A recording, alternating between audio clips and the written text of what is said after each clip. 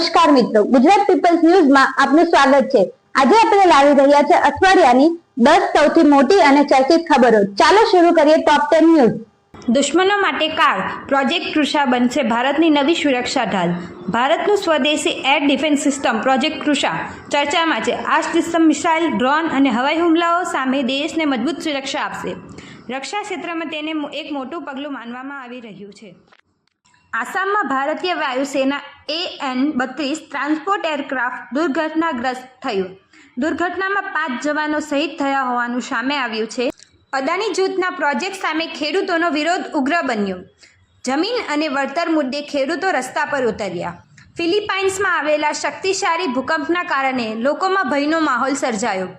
અનેક વિસ્તારોમાં નુકસાનના અહેવાલો સામે આવ્યા। કોલકાતામાં લગભગ 4000 EVM મશીનને લઈને વિવાદ સર્જાતા રાજકીય માહોલ ગરમાયો છે।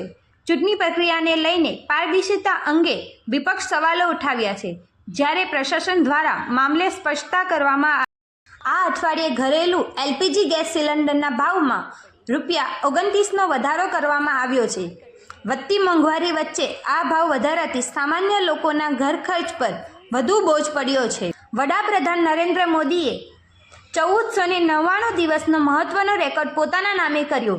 રાજકીય વર્તુળોમાં આ સિદ્ધિની ચર્ચા જોવા મળી છે। અમદાવાદ પ્લેન ક્રેશ દુર્ઘટનાને 1 વર્ષ પૂર્ણ થયું। મૃતકોના પરિવારજનો શ્રદ્ધાંજલિ આપવા ઘટના સ્થળે પહોંચી ગયા હતા। સુરતના નાસીનનગરમાં 100થી વધુ ઘરો પર ડિમોલેશનની કાર્યવાહી કરવામાં આવી।